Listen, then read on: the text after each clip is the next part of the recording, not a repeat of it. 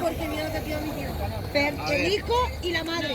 No, es que por eso le he dicho que Ah, vale, que tu madre tiene dinero.